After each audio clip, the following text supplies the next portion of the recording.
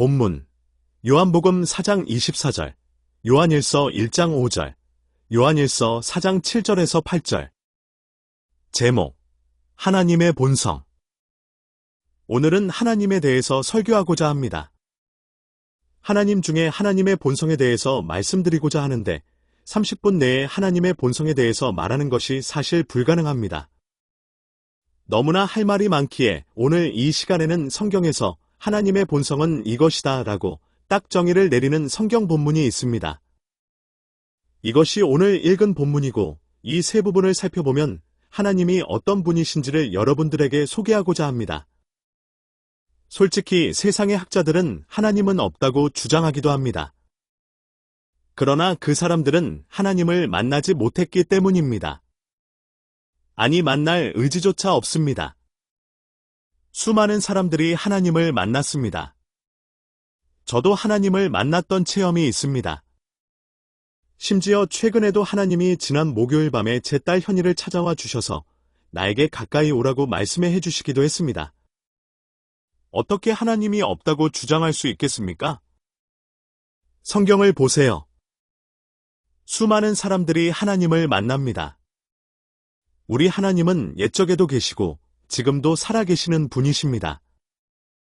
이 하나님의 본성에 대해 딱 정해 내리는 세 개의 구절을 소개하고자 합니다. 엑기스만 추려서 소개할 텐데 잘 들으셔서 하나님을 향한 믿음이 더욱 공고해지시기를 축원드립니다. 1. 하나님은 영이시다. 첫 번째, 하나님의 본성이 뭐냐? 하나님은 영이십니다. 요한복음 4장 24절 상반절 함께 읽겠습니다. 하나님은 영이시니? 하나님은 영이라고 하는 의미가 뭘까요? 먼저 의미입니다. 여기서 영은 숫자 0이 아니라 영원할 때의 영 스피리트입니다. 하나님이 영이라고 할 때 이게 어떤 의미가 있을까요? 하나님은 영적인 존재라는 말입니다. 오해하지 마십시오. 귀신 같은 다른 영적인 존재들도 있는데 그 영적인 존재들 중에 한 분이라는 말이 아닙니다. 이 말은 하나님은 동물이나 사람처럼 육체를 지닌 존재가 아니라는 말입니다. 우리 인간처럼 죄를 저지르고 병이 들고 죽을 수밖에 없는 그런 한계가 많은 존재가 아니라는 말입니다. 그래서 이사야 31장 3절 상반절을 보시면 쉬운 말 성경입니다. 이집트 사람은 그저 사람일 뿐 하나님이 아니다. 저들의 군마들 또한 제 아무리 많아도 고깃덩어리에 불과할 뿐 영이 아니다. 하나님은 없어질 존재도 아니고 시공간의 제약을 받는 그런 존재가 아님을 말하기 위해 하나님은 영이라고 말하는 것입니다. 창세기 1장 1절이 뭐죠? 태초에 하나님이 천지를 창조하시니라. 이 문장은 우리 신앙의 대선언문입니다. 절대 양보할 수 없는 하나님의 선포입니다. 이 문장의 주어와 목적어를 잘 보십시오. 주어가 뭐죠? 하나님이고 목적어는? 천지 곧 세상입니다. 하나님이 천지를 창조한 것입니다. 하나님이 이 세상 모든 것을 창조하셨습니다. 하나님이 사람을 저와 여러분을 창조하신 것입니다. 그러니 이 세상과 사람과 동물과 모든 물질을 창조한 하나님이 이 세상의 것들에 얽매이시겠습니까? 이 세상의 것들의 제한을 받으시겠습니까? 시간과 공간에 갇혀 계시겠습니까? 아닙니다. 하나님은 육체적인 존재, 물리적인 존재, 손으로 만질 수 있는 그런 존재가 아닌 영이신 존재라는 말입니다. 그럼 왜 하나님이 나는 영이라고 나는 창조주이고 나는 인간과는 다른 존재이고 이 세상의 시간과 공간에 제약받는 분이 아님을 말하는 이유가 뭘까요? 하나님이 영이심을 우리에게 가르쳐주는 중요한 이유가 뭘까요? 그 이유가 요한복음 4장 24절에 나옵니다. 다시 보세요. 하나님은 영이시니 예배하는 자가 영과 진리로 예배할지니라. 우리가 뭘 해야 한다고요? 예배하라는 것입니다. 하나님이 영이심을 아는 자들, 사람과 같이 앉는 분임을 아는 자들, 나를 창조하심을 아는 자들이 해야 할 의무가 있는데 그게 바로 하나님을 예배하는 일입니다. 여러분, 예배는 아무나 드릴 수 없습니다. 하나님이 영이심을 아는 사람, 사람과 같지 않음을 아는 사람, 이 세상의 모든 것을 창조하신 분임을 고백할 줄 아는 사람, 내 인생을 다스리는 분이고 나를 어머니 뱃속에서부터 빚으신 분임을 아는 자만이 하나님을 영과 진리로 예배할 수 있습니다. 이 자리에 앉아 계신 여러분 안에 이런 고백이 있습니까? 하나님이 여러분을 창조하시고 내 인생을 다루시는 분이심을 고백하는 마음으로 이 자리에 앉아 계십니까? 그 하나님은 인간이 같지 않게 불가능이 없고 능력이 한이 없으시고 전능한 하나님을 고백할 줄 아는 사람이 참되게 하나님을 예배할 수 있는 것입니다. 하나님이 인간과 같은 분이라면 왜 그분을 예배합니까? 하나님이 영이시기에 우리는 매주 주일에 이렇게 나와 하나님께 예배드리는 것입니다. 매주 드리는 우리 예배가 영이신 하나님을 영화롭게 하는 예배가 되시기를 바랍니다. 그러면 어떻게 예배드려야 참된 예배가 될까요? 요한복음 4장 24절에 보세요. 예배하는 자가 영과 진리로 예배할지니라 영과 진리로 예배드려야 합니다. 쉬운 말로 여러분의 심령으로, 여러분의 마음으로 예배해야 합니다. 하나님이 이 자리에 앉아 계신 분들의 어디를 보시겠습니까? 마음 아닙니까? 그래서 마음과 정성과 뜻과 힘을 다해 예배드려야 합니다. 음식도 정성이라고 하는데 하물며 예배도 여러분의 마음이 들어가야 하지 않겠습니까? 이 자리에 앉아 계시지만 마음이 다른 곳에 가 계시면 참된 예배가 될 수 없습니다. 예배가 우선임을 잊지 마십시오. 여러분 아세요? 우리의 수많은 문제의 해결책이 뭔 줄 아십니까? 모든 문제의 실타래가 풀려지는 출발점이 바로 예배입니다. 다른 데에서 문제를 찾으려고 하지 마세요.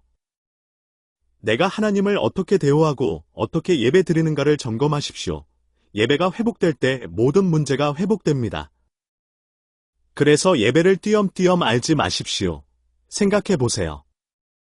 교회가 모여서 해야 할 일 중에 제일 중요한 일이 무엇입니까? 예배 드리기 위해 우리는 모입니다. 교회의 존재 이유이기도 합니다. 그래서 한 가지 부탁드립니다. 늦지 마십시오. 예배 시간이 12시 30분인데 30분 전에 오신 분들이 별로 없습니다. 최소한 5분 전이라도 먼저 오셔서 기도로 준비해 주십시오. 아브라함의 인생이 성공한 이유가 뭔지 아세요? 어디를 가든지 제단을 쌓았습니다. 장막을 옮길 때 마다 이사할 때 마다 예배드렸습니다. 우리가 예배를 소중히 여기고 예배에 올인해야 합니다. 하나님은 영이십니다. 우리는 배웠습니다. 배운 이유가 뭐라고요? 하나님은 우리 보고 영과 진리로 하나님을 예배하기 위함임을 잊지 마셔서 예배에 성공하는 인생 되십시오. 디모데전서 6장 16말씀 다 함께 읽고 일대지 마무리합니다. 이 말씀이 오늘 첫 번째 대지 요약입니다. 오직 그에게만 죽지 아니함이 있고 가까이 가지 못할 빛에 거하시고 어떤 사람도 보지 못하였고 또 볼 수 없는 이시니 그에게 존귀와 영원한 권능을 돌릴지어다. 아멘. 죽는 인간과 다른 죽지 아니하는 영이신 하나님이기에 그에게 존귀와 권능을 돌려야 합니다. 예배해야 합니다. 예배에 성공해서 하나님이 주시는 놀라운 축복을 누리시는 아름다운 우리 교회 모든 성도님들이 되시기를 축원드립니다. 이 하나님은 빛이시다. 두 번째 하나님의 본성은 뭐냐? 하나님은 빛이라고 말합니다. 요한일서 1장 5절입니다. 우리가 그에게서 듣고 너희에게 전하는 소식은 이것이니 곧 하나님은 빛이시라. 그에게는 어둠이 조금도 없으시다는 것이니라. 하나님은 빛이시고 그에게는 어둠이 조금도 없다고 말합니다. 우리가 방금 전에 읽었던 디모데전서 6장 16절에도 하나님에 대해서 어떻게 말했죠? 가까이 가지 못할 빛에 거하시고 또 시편 104편 2절도 보시면 주께서 옷을 입음같이 빛을 입으시며 하나님의 옷은 명품 누이비통저리 갈아입니다. 빛을 입고 계십니다. 그러면 하나님은 빛에 거하시고 빛을 입으시고 하나님이 빛 자체라고 말하는 의미가 무엇일까요? 역시 의미입니다. 하나님이 거룩하신 분이자 흠이 없으신 완전하신 분임을 말합니다. 하나님은 어둠과 상극이십니다. 어둠을 너무 싫어하시고 죄를 너무 싫어하십니다. 그래서 우리가 죄를 지을 때마다 어둠 속에 거할 때마다 우리 하나님의 마음이 찢어지는 것을 아셔야 합니다. 하나님이 완전하고 어둠과 죄를 싫어하시는 것을 어떻게 알 수 있을까요? 하나님의 아들 예수님을 보면 됩니다. 히브리서 4장 15절을 보면 모든 일에 우리와 한결같이 시험, 죄의 유혹을 받은 자로되 죄는 없으시니라. 그리고 히브리서 7장 26절에도 예수님에 대해 막이 없고 더러움이 없고 또 히브리서 9장 14절에도 흠없는 자라고 말하고 있습니다. 예수님을 보면 하나님이 어떤 분인지 알 수 있는데 결론적으로 하나님은 죄가 없고 악이 없고 더러움이 없고 흠이 없으신 완전하시고 거룩한 분임을 말합니다. 그럼 왜 이렇게 말할까요? 하나님이 완전하시고 거룩하신 분임을 왜 우리가 알아야 할까요? 하나님도 우리가 이렇게 살기를 바라시기 때문입니다. 어떻게 우리가 살아가야 할까요? 베드로전서 1장 15절에서 16절 보세요. 여러분을 부르신 분, 하나님, 이 거룩하신 것처럼 여러분도 삶의 모든 행실에 거룩한 사람들이 되십시오. 성경에 기록되기를 내가 거룩함으로 너희도 거룩하여라 하였습니다. 하나님의 바람이 뭐냐? 우리도 하나님 자신처럼 거룩하게 살기를 원하십니다. 거룩하게 사는 방법이 뭘까요? 요한일서 1장 5절을 읽었는데 바로 뒤에 나옵니다. 요한일서 1장 6절을 보십시오. 만일 우리가 하나님과 사귐이 있다 하고 7절 그가 빛 가운데 계신 것 같이 우리도 빛 가운데 행하면 우리가 서로 사귐이 있고 거룩하게 사는 방법이 뭐냐? 일단 하나님과 사귀어야 합니다. 하나님과 친분 관계를 맺어야 합니다. 여러분 친구를 어떻게 사귑니까? 말하고 서로 교제하고 함께 놀러가고 그래야 친해집니다. 똑같습니다. 하나님과 사귀어야 합니다. 하나님과 소통하고 말하고 그분을 예배하고 성경 말씀 읽고 기도하고 그래야 하나님과 친해집니다. 여러분 자녀들 보세요. 특별히 저희 교회 아이들 보면 얼마나 말이 많은지 몰라요. 그럼 서로 알게 됩니다. 서로 친하게 됩니다. 우리 아이들이 얼마나 귀여운지 몰라요. 말 안 하고 가만히 있는데 어떻게 친해집니까? 똑같습니다. 여러분이 하나님께 말하고 아프면 아프다고 하고 힘들면 힘들다고 하고 없으면 달라고 조르기도 하고 뭔가 소통하고 말하고 교제하고 사귀어야 하지 않습니까? 여러분 뭐가 거룩입니까? 가만히 말 안 하고 나는 구별된 존재라고 좀 다르다고 점잖아하고 있는 게 거룩입니까? 아닙니다. 하나님과 사귀어야 합니다.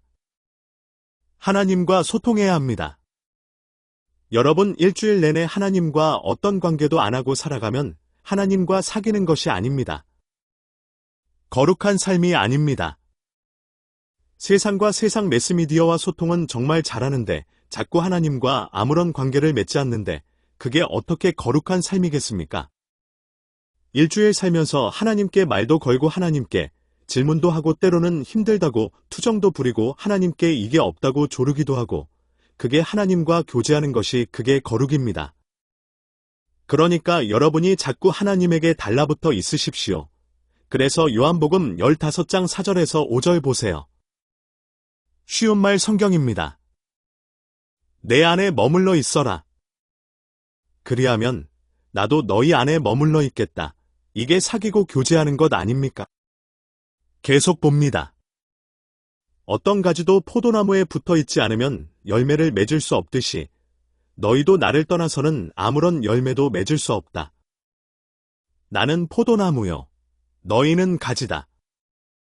그러므로 누구든지 그가 내 안에 살고 또 내가 그 안에 살면 그는 많은 열매를 맺게 될 것이다. 너희가 나를 떠나서는 아무것도 할 수 없다. 여러분 인생의 풍성한 열매가 맺어지시기를 원하십니까? 하나님과 친해지십시오. 그분 안에 머물러 계십시오. 그게 거룩입니다. 보세요. 포도나무 가지가 포도나무에서 떨어지면 죽게 됩니다. 마찬가지입니다. 우리 인생이 하나님과 교제하지 않으면 그분과 연결되어 있지 않으면 저와 여러분은 아무것도 할 수 없습니다. 땅에 떨어진 나무가지가 뭘 할 수 있습니까? 아무것도 할 수 없고 단지 말라 죽게 됩니다. 여러분, 거룩하십시오. 이 말은 하나님과 친하게 지내십시오. 그분께 딱 달라붙어 있으십시오. 그래서 풍성한 열매가 여러분 삶 속에서 차고 넘치시기를 바랍니다. 그런데 6절 다시 보세요. 쉬운 말 성경입니다. 그러므로 우리가 하나님과 교제를 나누고 있다고 말하면서도 여전히 어둠 가운데서 살아가고 있다면 우리는 분명 거짓말을 하고 있는 것이며 진리에 따라 살고 있지 않는 것입니다. 이 말이 뭐냐 하면 어떤 사람들이 자신들은 하나님과 사귀고 교제를 나누고 그분 안에 거한다고 말하는데 그 사람들의 행동을 보니 엉망입니다. 자신은 크리스천이라고 하는데 행동은 사기치고 거짓말하고 말도 함부로 하고 여러분 이런 사람이 하나님과 사귀는 사람 맞습니까? 거룩한 사람 맞습니까? 아닙니다. 왜냐하면 7절 보세요. 그가 빛 가운데 계신 것 같이 우리도 빛 가운데 행하면 우리가 서로 사귐이 있고 말만 하나님과 사귄다가 아니라 빛 가운데 행동하는 그 사람이 하나님과 사귀는 사람이라고 말합니다.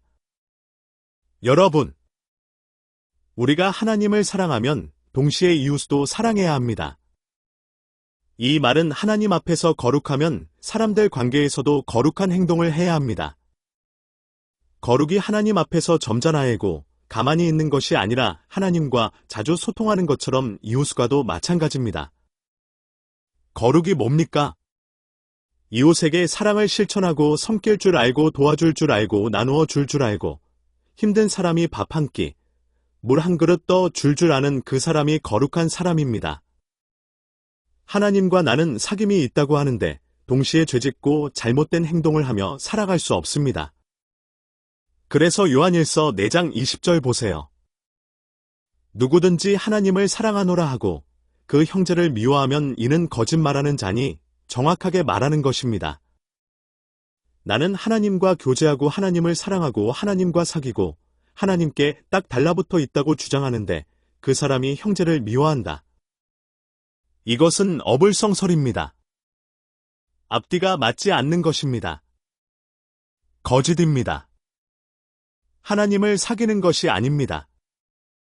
기억하십시오. 하나님은 빛이십니다. 왜 이것을 가르쳐 줍니까? 우리도 빛 가운데서 행하고 거룩한 삶을 살아가기 위함입니다. 거룩하게 살아가십시오. 하나님과 사귀고 이웃도 사귈 줄 알아야 합니다. 이웃도 섬길 줄 알아야 합니다. 그게 거룩입니다. 하나님이 빛을 입고 있듯이 우리도 빛에 거하고 거룩한 삶을 살아가시는 주의 백성 되시기를 축원드립니다. 3. 하나님은 사랑이시다. 세 번째 하나님의 본성은 사랑이라고 말합니다. 요한일서 4장 7절에서 8절 봅니다. 사랑하는 형제들이여, 우리가 서로 사랑합시다. 사랑은 하나님께로부터 왔습니다. 그러므로 사랑하는 사람마다 다 하나님께로부터 난 자들로서 하나님을 압니다. 그러나 사랑하지 않는 사람은 하나님을 알지 못합니다. 하나님은 사랑이시기 때문입니다. 하나님은 사랑이라고 말합니다. 그 의미가 무엇일까요? 이 의미는 말 그 자체로 하나님은 사랑 덩어리 그 자체이십니다. 하나님이 왜 사랑 덩어리냐고 질문한다면 저는 로마서 5장 6절에서 8절 말씀으로 답변하고자 합니다. 메시지 성경입니다. 우리는 목숨을 바칠 만한 가치가 있다고 여기는 사람을 위해 대신 죽는 것은 이해할 수 있습니다. 또 선하고 고귀한 사람을 보면 우리 안에 그를 위해 기꺼이 희생하고자 하는 마음이 일어난다는 사실도 알고 있습니다. 그러나 하나님은 우리가 그분께 아무 쓸모가 없을 때 당신의 아들을 희생적 죽음에 내어주심으로 그렇게 우리를 위해 당신의 사랑을 아낌없이 내놓으셨습니다. 생각해 보십시오. 그 누가 죄인을 위해 대신 목숨을 내놓는 사람이 어디 있습니까?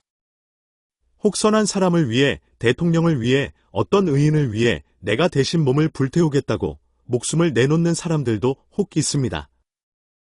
그런데 죄인이고 아무 쓸모없는 인간을 위해 대신 그의 아들을 내어주셔서 그 쓸모없는 인간을 구원해 주시는 그런 사랑이 이 세상에 어디 있습니까? 우리 하나님이 그의 아들 독생자 예수를 죄인인 저와 여러분을 위해 십자가에 내주시고 저와 여러분을 대신 하나님의 자녀로 양자양녀로 삼아주셨습니다. 이게 하나님의 사랑입니다. 그래서 요한복음 3시 16분절에 하나님이 세상을 이처럼 사랑하사 독생자를 주셨으니 이는 그를 믿는 자마다 멸망치 않고 영생을 얻게 하려 하심이라. 그러면서 사도 바울은 하나님의 사랑에 대해서 이렇게 결론 내리며 선포합니다. 너무나 유명하고 자주 인용한 성경 구절입니다. 로마서 8장 38절에서 39절입니다. 메시지 성경입니다. 함께 읽습니다. 나는 절대적으로 확신합니다. 그 무엇도 산 것이든 죽은 것이든 천사적인 것이든 악마적인 것이든 현재 것이든 장래 것이든 높은 것이든 낮은 것이든 생각할 수 있는 것이든 생각할 수 없는 것이든 절대적으로 그 무엇도 우리를 하나님의 사랑에서 떼어 놓을 수 없습니다. 우리 주 예수께서 우리를 꼭 품어 안고 계시기 때문입니다. 여러분을 위해 자신의 아들까지 내어주신 하나님이 저와 여러분을 절대로 포기하지 않습니다. 그 어떤 것도 하나님의 사랑에서 끊어낼 수 없습니다. 하나님이 사랑이라고 말해주는 이유가 뭘까요? 우리도 서로 사랑하기 위함입니다. 이 한없는 사랑을 받은 우리가 그 사랑을 이웃에게 흘러보내기를 원하시기 때문입니다. 요한일서 4장 7절에서 8절에 뭐라고 말했지? 사랑은 하나님께로부터 왔다고 말합니다. 또 사랑하는 그 사람이 하나님을 안다고 말합니다. 기억하세요.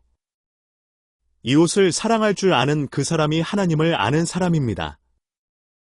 그래서 요한일서 4장 11절에 사랑하는 자들아 하나님이 이같이 우리를 사랑하셨은즉 우리도 서로 사랑하는 것이 마땅하도다 하나님의 사랑을 경험하셨습니까? 그럼 이웃을 우리 형제를 사랑하는 것이 마땅합니다. 우리 자녀, 우리 아내, 우리 남편, 우리 성도들을 사랑하는 것이 마땅합니다. 말씀 마무리합니다. 하나님은 영이십니다. 영이신 하나님을 영과 진리로 예배드립시다. 하나님은 빛입니다. 빛 대신 하나님처럼 거룩하게 살아가십시오. 하나님과 사귀고 친해지십시오. 그리고 하나님은 사랑입니다. 하나님의 사랑을 경험한 우리가 이웃을 사랑하시기 바랍니다. 하나님을 닮아가는 주님의 백성이 되시기를 주님의 이름으로 축원드립니다.